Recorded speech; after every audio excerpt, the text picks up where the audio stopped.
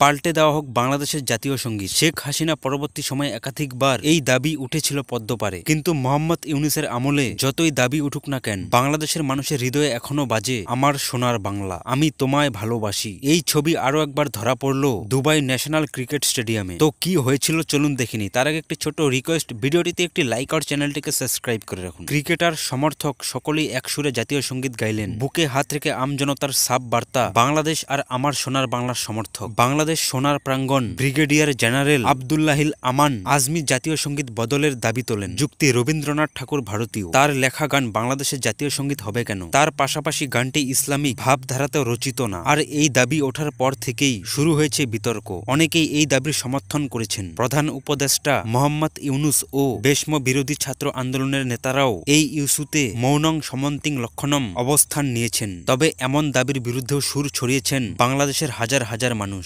Taslima Nasrin sub জানান, দেশের জাতীয় সঙ্গীত কেড়ে নেওয়া মানে দেশের হৃৎপিণ্ড কেড়ে নেওয়া। একজোট হয়ে জাতীয় সঙ্গীত গেয়ে জামাতি দাবির বিরুদ্ধে প্রতিবাদের সামিল হয়েছেন। বৃহস্পতিবার প্রতিবাদের ভঙ্গিতে নয়, কিন্তু শান্তিপূর্ণভাবে পদ্মপাড়ের আমজনতা জানিয়ে দিলেন যে হৃদয়ে থাকবে আমাদের সোনার বাংলাই। জাতীয় সঙ্গীত বদলের দাবিতে বাংলাদেশে ঝড় উঠলেও দেশকে বিশ্বমঞ্চে তুলে ধরবে এই রবীন্দ্রনাথ সঙ্গীত। বৃহস্পতিবার দুবাই ন্যাশনাল ক্রিকেট স্টেডিয়ামে ভারতের বিরুদ্ধে চ্যাম্পিয়ন ট্রফির ম্যাচ খেলতে নেমেছিলেন নাজমুল হোসেন শান্তরা। ম্যাচের আগে প্রথম মাফিক জাতীয় সঙ্গীত গাওয়ার সময় দেখা গেল ক্রিকেটারদের প্রত্যেক গলা মিলিয়ে এক সুরে গাইছেন। স্টেডিয়ামে থাকা বাংলাদেশি সমর্থকরাও বুকে হাত রেখে গলা মিলিয়েছেন জাতীয় সঙ্গীতে।